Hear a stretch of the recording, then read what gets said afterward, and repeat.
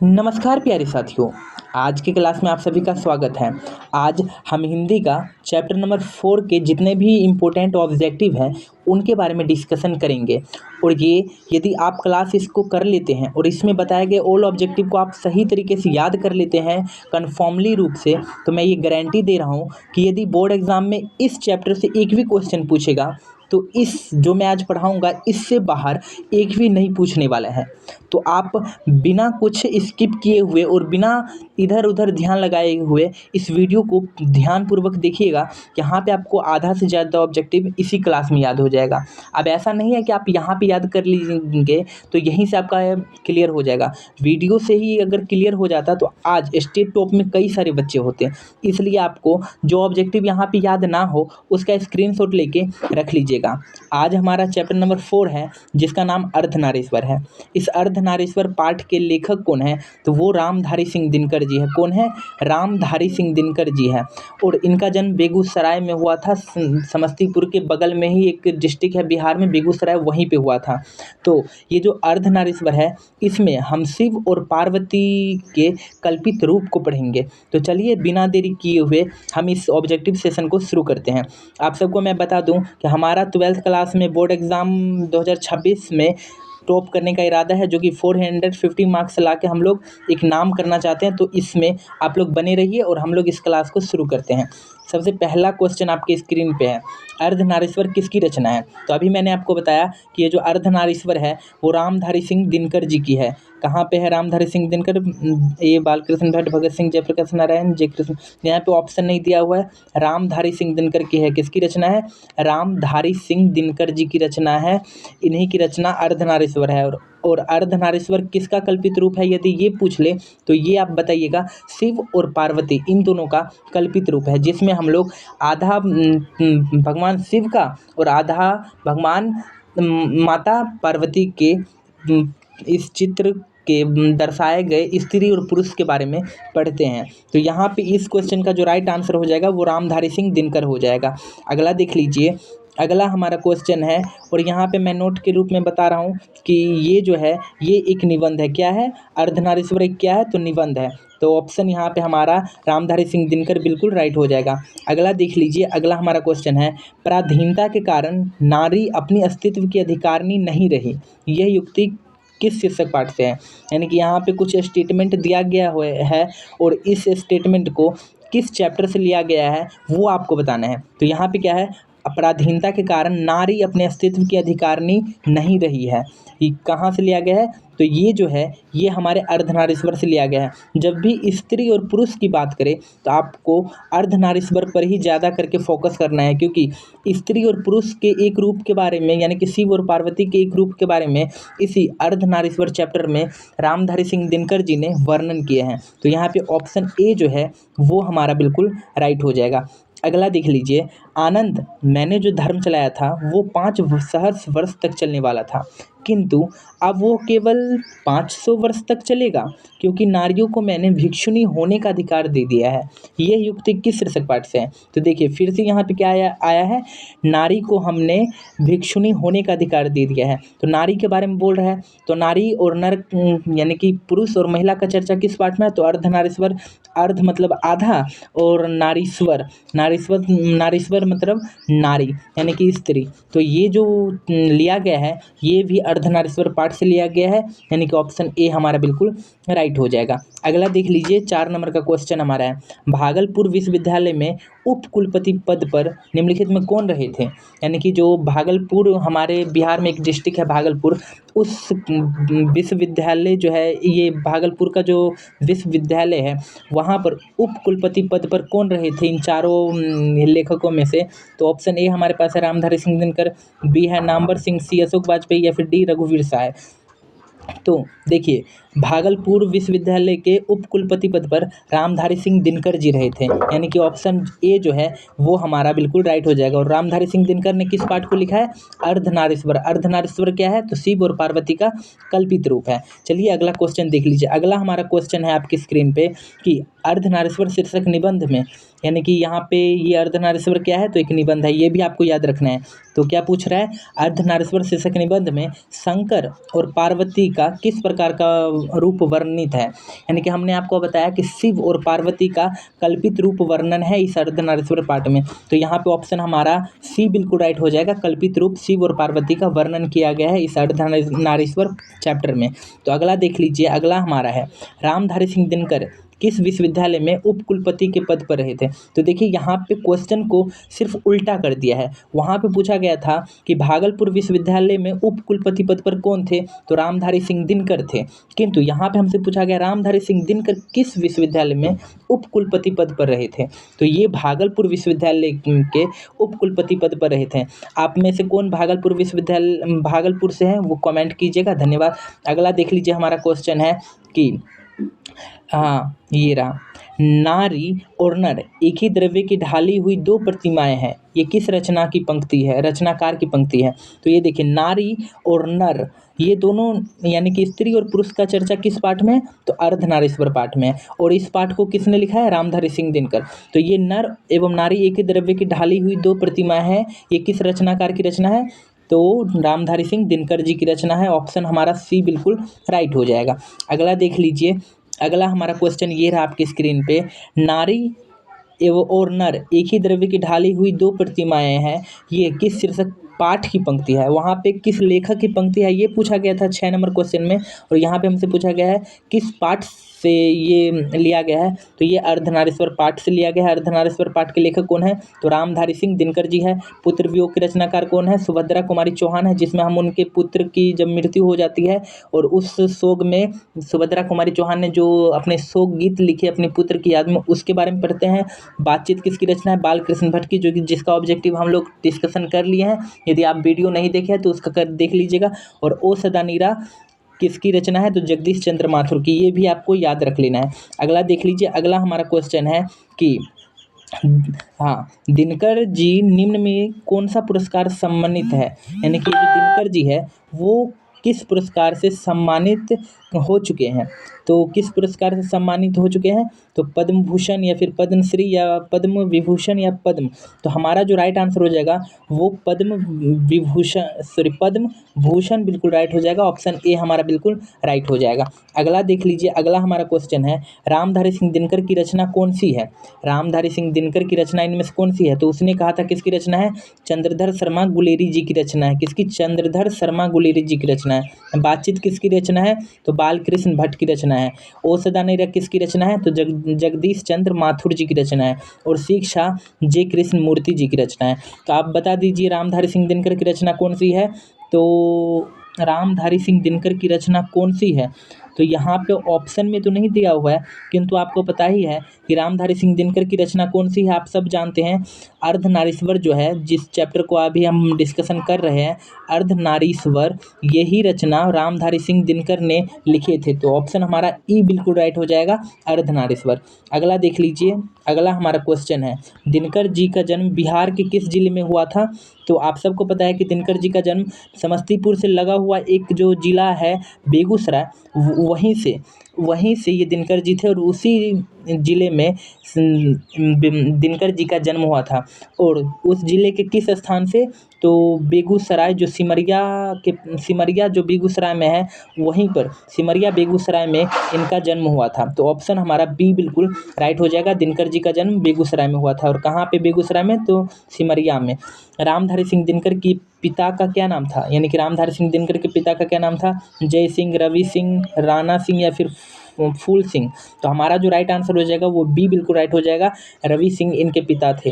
तो ऑप्शन हमारा बी बिल्कुल राइट हो जाएगा। अगला देख लीजिए, दिनकर जी की पहली काव्य पुस्तक कौन सी है, यानी कि इन चारों में से दिनकर जी की पहली काव्य पुस्तक कौन सी है, तो कुरुक्षेत्र, हुंकार, रसवंती या फिर प्रणभंग। तो ये चारों जो रचनाएं हैं ये दिनकर जी की ही रचना है। किसकी रचना है, तो ये चारों रचना दिनकर जी की रचना है, यानी कि रामधारी सिंह दिनकर की। किंतु इसमें से पहली काव्य पुस्तक कौन सी है, तो वो हमारा प्रणभंग था, जो कि ऑप्शन डी हमारा बिल्कुल राइट हो जाएगा। अगला देख लीजिए, नेक्स्ट क्वेश्चन हमारा है दिनकर जी की पहली कविता किस पत्रिका में प्रकाशित हुई थी। यहाँ पे किस पत्रिका में पहली कविता प्रकाशित हुई थी, क्या छात्र सहोदर में प्रकाशित हुई थी या फिर छात्र पत्रिका में या छात्र मित्र में या इनमें से कोई नहीं?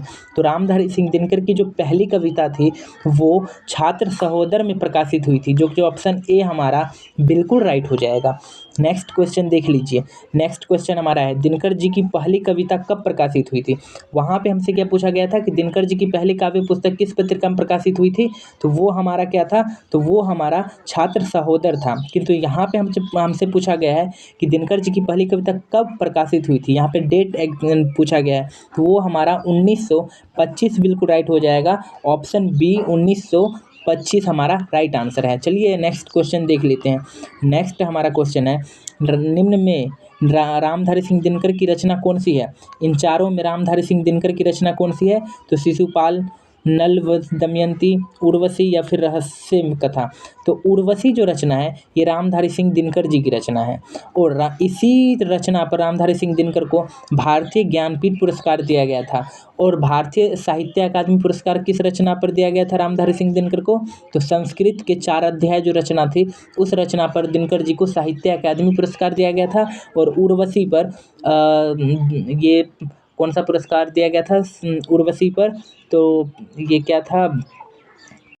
हाँ, ज्ञानपीठ पुरस्कार दिया गया था उर्वशी पर। तो ऑप्शन सी हमारा बिल्कुल राइट हो जाएगा। अगला देख लीजिए, ये रहा नोट के रूप में, वही उर्वशी पर दिनकर जी को ज्ञानपीठ पुरस्कार दिया गया था, ये आप जान गए।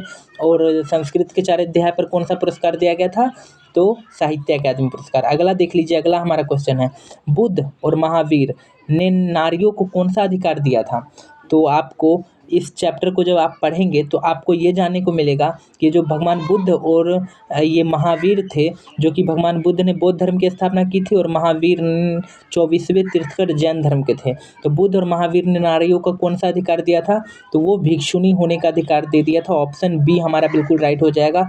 और आपको इस चैप्टर में यदि पढ़ लेते हैं सही डिटेल के साथ, पूरे चैप्टर को पढ़ना चाहते हैं तो हमारे इस चैनल से जुड़े रहिएगा। हम चाहेंगे कि आपको इस chapter by chapter, line by line इसको समझाते हुए पढ़ा दें। तो चलिए, टाइम मिलेगा तो हम बुक से पढ़ा देंगे आपको। तो अगला देख लीजिए, अगला हमारा क्वेश्चन है पुरुष जब नारी के गुण लेता है तब वो देवता बन जाता है, किंतु नारी जब नर के गुण सीखती है तब वो राक्षस हो जाती है। ये किसका कथन है? यानी कि ये जो कथन है यहाँ से यहाँ तक, ये किसका कथन है? यानी कि ये कथन है पुरुष जब नारी के गुण लेता है तब वो देवता बन जाता है, किंतु जब नारी नर के गुण सीखती है तब वो राक्षसी बन जाते हैं। ये किसने कहा था? तो ये प्रेमचंद जी कहे थे। और प्रेमचंद क्या थे? तो एक कथाकार थे। यदि आपको ऐसे पूछ ले कि प्रेमचंद क्या थे, तो कथाकार थे। क्या थे? कथाकार थे। तो ऑप्शन हमारा सी बिल्कुल राइट हो जाएगा। अगला देख लीजिए, अगला हमारा क्वेश्चन है आपके स्क्रीन पे, इसका जवाब दीजिए। अर्धनारीश्वर का किस विधा से संबंध है? तो हमने आपको बताया कि ये जो अर्धनारीश्वर है ये एक निबंध है। क्या है? निबंध। और कैसा निबंध है? तो ये शिव और पार्वती का कल्पित रूप के बारे में चर्चा किया है, इसलिए ये एक निबंध है। ऑप्शन ए हमारा बिल्कुल राइट हो जाएगा। नेक्स्ट क्वेश्चन देख लीजिए, अगला हमारा क्वेश्चन ये रहा आपके स्क्रीन पे। हाँ, जवाब दीजिए। अर्धनारीश्वर शीर्षक पाठ में कौन स्वयं वृत्त बन गया और नारी को उसने अपना कली मान लिया? यानी कि इस अर्धनारीश्वर शीर्षक पाठ में कौन स्वयं वृत्त बन गया था और नारी जो थी उसको अपना काली मान लिया था? तो वे पुरुष थे। पुरुष ने स्वयं वृत्त बन गया और वो नारियों को अपना कली मान लिया। तो ऑप्शन ए हमारा बिल्कुल राइट हो जाएगा। अगला देख लीजिए, अगला हमारा क्वेश्चन है नारी तो हमहू करी तब ना किया विचार, जब नारी तब परी हरी नारी महाविकार। यह उक्ति किस पाठ से है? तो ये पंक्ति जो है, ये उक्ति ये कहाँ से लिया गया है? तो ये इसमें भी हमें नारी के बारे में चर्चा को मिला है। नारी तो हमहू करी तब ना किया विचार, जब जानी तब परी हरी नारी महाविकार। नारी के बारे में चर्चा हुआ है और किस चैप्टर में ये है? तो अर्धनारीश्वर, जो कि ऑप्शन सी हमारा बिल्कुल राइट हो जाएगा। नेक्स्ट क्वेश्चन देख लीजिए, अगला हमारा क्वेश्चन है निम्नलिखित में कौन सी रचना दिनकर जी की नहीं है? Negative sentence. यहाँ पे पूछा है कि कौन सी रचना नहीं है, तो उर्वशी ये है। इसी पर संस्कृत, इसी रचना पर उर्वशी पर दिनकर जी को कौन सा पुरस्कार मिला था? तो भारतीय ज्ञानपीठ पुरस्कार मिला था। तो ये तो रचना है, रसमृति भी रचना है, कुरुक्षेत्र भी इन्हीं की रचना। और कुरुक्षेत्र कैसी रचना है? तो युद्ध और शांति पर लिखी हुई एक रचना है, युद्ध और शांति पर लिखी हुई यह एक महारचना है, जो कि कुरुक्षेत्र दिनकर जी की रचना है। लेकिन जूठन जो है ये ओम प्रकाश वाल्मीकि की रचना है। किसकी रचना है? ओम प्रकाश वाल्मीकि की रचना है। तो ऑप्शन जो है वो जूठन हमारा बिल्कुल राइट हो जाएगा। ये जूठन दिनकर जी की रचना नहीं है, तो ऑप्शन हमारा सी बिल्कुल राइट हो जाएगा। अगला देख लीजिए, अगला हमारा क्वेश्चन है, नेक्स्ट हमारा क्वेश्चन है, निम्नलिखित में कौन सी रचना दिनकर जी की है? वहाँ पे पूछा गया था नहीं है, और यहाँ पे पूछा गया है कि कौन सी रचना दिनकर जी की है। तो दरियाई घोड़ा, हाँ ये है। दमयंती स्वयंवर, ये तो दमयंती स्वयंवर जो है ये बालकृष्ण भट्ट की रचना है। सदियों का संताप नहीं है, रसातल नहीं है। तो ऑप्शन जो है, ऑप्शन बी हमारा बिल्कुल राइट, ऑप्शन ए हमारा बिल्कुल राइट हो जाएगा, दरियाई घोड़ा। ऑप्शन ए हमारा बिल्कुल राइट हो जाएगा, ये दिनकर जी की रचना है। अगला हमारा क्वेश्चन ये रहा, आपकी स्क्रीन पे इसका जवाब दीजिए कि दिनकर जी को किस रचना पर भारतीय ज्ञानपीठ पुरस्कार प्राप्त हुआ था। तो हमने आपको कई बार बताया कि उर्वशी रचना जो है उस पर दिनकर जी को भारतीय ज्ञानपीठ पुरस्कार प्राप्त हुआ था। और संस्कृत के जो 4 अध्याय है इस पर साहित्य अकादमी पुरस्कार दिनकर जी को प्राप्त हुआ था। इसलिए ऑप्शन जो है वो बी हमारा बिल्कुल राइट हो जाएगा। इसका स्क्रीनशॉट ले लीजिएगा, काम आएगा आपको। अगला हमारा क्वेश्चन है, युद्ध और शांति की समस्या पर लिखी हुई काव्य कृति कौन सी है? तो अभी हमने आपको बताया कि युद्ध और शांति पर लिखी हुई कौन सी रचना है दिनकर जी की? तो कुरुक्षेत्र, जो कि ऑप्शन बी हमारा बिल्कुल राइट हो जाएगा। इसमें युद्ध और कुरुक्षेत्र के बारे में, युद्ध और शांति के बारे में पूरी तरह से चर्चा किया गया है दिनकर जी द्वारा। तो यहाँ पे हमारा ऑप्शन बी बिल्कुल राइट हो जाएगा। चलिए नेक्स्ट क्वेश्चन देख लेते हैं। अगला हमारा क्वेश्चन है आपकी स्क्रीन पे कि अर्धनारीश्वर कल्पित रूप है। तो किसका ये अर्धनारीश्वर में किसका कल्पित रूप है? तो वो जो ऑप्शन हमारे पास है इसमें जवाब दीजिएगा। आई होप मैं समझ सकता हूँ कि आप लोग इस क्वेश्चन में गलत आंसर नहीं करेंगे। क्या ऑप्शन ए हमारे पास है शिव और पार्वती का, राम और सीता का, राधा और कृष्ण का, या फिर विष्णु और लक्ष्मी का? तो यहाँ पे इस अर्धनारीश्वर पाठ में कल्पित रूप के रूप में शिव और पार्वती के बारे में चर्चा किया गया है, जो कि ऑप्शन ए है, और हमारा ए ऑप्शन ही बिल्कुल राइट हो जाएगा। नेक्स्ट क्वेश्चन देख लीजिए, अगला हमारा है, गांधारी थी, यानी कि ये गांधारी कौन थी, यानी कि गांधारी किसकी माँ थी? तो आप सब महाभारत देखे होंगे बच्चे में, मुझे पता है कि आप लोग महाभारत जरूर देखे होंगे। आई होप कि आप लोग सही तरीके से बचपन में जाकर महाभारत देखे होंगे। तो ये जो गांधारी थी वो किसकी माँ थी? तो ये दुर्योधन की माँ थी, जो कि ऑप्शन ए हमारा बिल्कुल राइट हो जाएगा। अब कौन होगा जो महाभारत नहीं देखा होगा? एक आध बच्चे होंगे जो अभी भी सही तरीके से नहीं देखे हैं, वो तो जाके मोबाइल में सीधे रील पर जाते हैं, वो स्क्रॉल करते करते पूरा दिन उसी में व्यस्त करते हैं, काम की चीज़ तो कोई देखते नहीं है। तो आप सबसे निवेदन है कि आप लोग मोबाइल देखें तो उसमें काम की चीज़ देखें, उस मोबाइल का पॉजिटिव उपयोग करें, आप मोटिवेट के लिए हमेशा तैयार रहें मोबाइल पर। तो हम अगला क्वेश्चन देख लेते हैं। प्रेमचंद थे, तो हमने आपको बताया कि ये कथाकार थे, और इन्होंने ही कहा था कि क्या कहे थे? तो अब मैंने आपको इससे पहले बताया था कि नारी जब नर के गुण सीखती है तो वो राक्षसी हो जाती है, और जब वही नर नारी के गुण सीखता है तो वो देवता बन जाता है। ये किसने कहे थे? तो यही प्रेमचंद कहे थे। और प्रेमचंद जी क्या है? तो एक कथाकार है। ऑप्शन हमारा बी बिल्कुल राइट हो जाएगा। हम आगे पीछे स्क्रॉल करते हुए और पॉइंट बाय पॉइंट मिलाते हुए आपको चल रहे हैं ताकि आप लोग भूल ना जाए। अगला देख लीजिए, दिनकर का जन्म कब हुआ था? यानी कि यहाँ पे हमसे ये पूछा गया है कि रामधारी सिंह दिनकर, जो कि अर्धनारीश्वर के लेखक हैं, इनका जन्म कब हुआ था? तो इनका जन्म जो है सिमरिया बेगूसराय में हुआ था। ये आपको पता है कहाँ पे? सिमरिया, यहाँ पे सिमरिया बेगूसराय हो जाएगा। और ये कब हुआ था इनका जन्म? तो 23 सितंबर 1908 में हुआ था, जो कि ऑप्शन ए हमारा बिल्कुल राइट हो जाएगा, 23 सितंबर 1908। इन जितने भी लेखक हैं उनका जन्म और जन्म स्थान जरूर याद रख लीजिएगा, क्योंकि ये आपके एग्जाम में ज़्यादा पूछे जाते हैं। तो ऑप्शन ए हमारा बिल्कुल राइट हो जाएगा। नेक्स्ट क्वेश्चन देख लीजिए। नेक्स्ट हमारा है, दिनकर किस युग के कवि है? अभी यहाँ हमसे पूछा गया कि रामधारी सिंह दिनकर जी जो है वो किस युग के कहानीकार है या कवि है? तो वे भारतेंदु युग के है, या छायावादी युग के, या छायावादोत्तर युग के, या नव्यकांदोलन युग के? तो नव्यकांदोलन युग के है, या फिर किस युग के है? तो दिनकर जी जो है वो छायावाद युग के कवि है, जो कि ऑप्शन सी हमारा बिल्कुल राइट हो जाएगा। नेक्स्ट क्वेश्चन देख लीजिए, संस्कृत के 4 अध्याय किसकी कृति है? तो हमने आपको बताया कि संस्कृत के 4 अध्याय पर दिनकर जी को कौन सा पुरस्कार दिया गया था? तो साहित्य अकादमी पुरस्कार दिया गया था। साहित्य अकादमी पुरस्कार दिया गया था दिनकर जी को। और ये किसकी रचना है? तो दिनकर जी की रचना है, यानी कि रामधारी सिंह दिनकर। ऑप्शन डी हमारा बिल्कुल राइट हो जाएगा। और उर्वशी पर कौन सा पुरस्कार मिला था दिनकर जी को? तो भारतीय ज्ञानपीठ पुरस्कार मिला था। ऑप्शन डी हमारा यहाँ पे बिल्कुल राइट हो जाएगा। नेक्स्ट क्वेश्चन देख लीजिए, अगला हमारा है, कौन सी कृति रामधारी सिंह दिनकर की लिखी हुई है? तो इसमें से कौन सी कृति जो है वो रामधारी सिंह दिनकर की लिखी हुई है? तो ऑप्शन ए हमारे पास है शुद्ध कविता की खोज, बी हमारे पास है पुनर्नवा, या फिर सी संस्कृत की रेखाएं, या डी कविता के नए प्रतिमान। तो देखिए यहाँ पे संस्कृत की रेखाएं दिया हुआ है। संस्कृत के 4 अध्याय नहीं, ये रचना नहीं है। पुनर्वा इसकी रचना नहीं है। शुद्ध कविता की खोज जो है वो इनकी रचना है, दिनकर जी की रचना है, जो कि ऑप्शन ए हमारा बिल्कुल राइट हो जाएगा। अगला देख लीजिए, आज की क्लास यहीं तक था प्यारे बच्चों, और मैं आशा करता हूं कि आज जो मैं इस क्लास में आपको बताया उन सारे ऑब्जेक्टिव को आप लोग ध्यानपूर्वक देखे होंगे, और आपको आधे से ज़्यादा ऑब्जेक्टिव पूरी तरह से इसी क्लास में याद हो गई होगी। तो आई होप कि आप लोग बेहतर तैयारी में अपने एग्ज़ाम की तैयारी में व्यस्त होंगे, और आपको सीरियसली में इस एग्ज़ाम को लेते हुए चलना है, ताकि हमारा जो लक्ष्य है 450 का वो आपसे प्राप्त हो जाए, और आप अपनी तैयारी को बेहतर बनाने के लिए हमारे इस एजुकेशनल चैनल से जुड़े रहिए। तो चलिए बच्चों, आज के क्लास को हम लोग यहीं पे स्टॉप करते हैं, और कल हमारा होली है, तो आज हम होली की बधाई दे रहे हैं आपको।